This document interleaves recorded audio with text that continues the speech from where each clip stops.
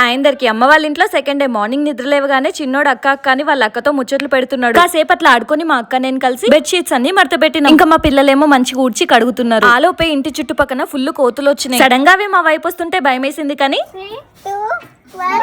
అవన్నీ మేము ఉన్న సైడ్ రాకుండా మా ఇంటి పక్కన ఉన్న జామ చెట్టు మామిడి చెట్టు మీదకి వెళ్ళిపోయినాయి. ఈ లోపే మా ఇంటి వెనకాల ఉన్న ఒక అక్క పెసరపప్పు పోటేయడానికి మా ఇంటికి వచ్చారు. వాళ్ళ పొలంలో సొంతంగా పండించుకున్న పెసర్లను ఒక కుండలో వేయించి చల్లారిన తర్వాత రోల్లో వేసి 2 ముక్కలు అయ్యేలాగా నలిగిన తర్వాత ఈ విధంగా రోకలతో పోటు పెడతారు. ఇట్లా చేయడం వల్ల పెసర్లకున్న పొట్టంతా పోయి పెసరపప్పుగా మారుతుంది. నేను కూడా ఒక చేయొద్దామని స్టార్ట్ చేసిన, కానీ మా అర్జున్ అసలు రోకల్ని పట్టుకొని వదలట్లేదు. తాగడానికి ఇంట్లో నీళ్లు బాగా వేడిగా ఉన్నాయని చెప్పి ఒక్క ఐస్ అయిన వాటర్ బాటిల్ ని పిల్లలకి ఇచ్చి ముగ్గురిని షేర్ చేసుకోమని చెప్పిన. కానీ ఆ కూలింగ్ వాటర్ ఇద్దరికే సరిపోయినాయి. పోనీలే ఫ్రిడ్జ్ లో ఇంకొక వాటర్ బాటిల్ ఉంది కదా, అందులో కూలింగ్ వాటర్ ఉన్నాయి కదా అని ఓపెన్ చేసి చూసేసరికి అసలు అందులో వాటరే లేవు. ఆ స్టీల్ వాటర్ బాటిల్ కి చిల్లుపడి వాటర్ అంతా పోయినట్టున్నాయి. అర్జున్ కి ఏదోలాగా సర్ది చెప్పేసి టాపిక్ డైవర్ట్ చేసిన. ఇంకోవైపు పప్పు పోటేయడం అయిపోనికి వచ్చింది. పోటేసిన పప్పు చెరిగి పెట్టుకుంటే పెసరపప్పు వండుకోవడానికి రెడీగా ఉన్నట్టు. తర్వాత ఏమైంది నెక్స్ట్ వీడియోలో చెప్తా. ఆ లోపు వీడియో నచ్చితే ఒక్క లైక్ చేయడం మర్చిపోకండి. మరి థ్యాంక్ యూ.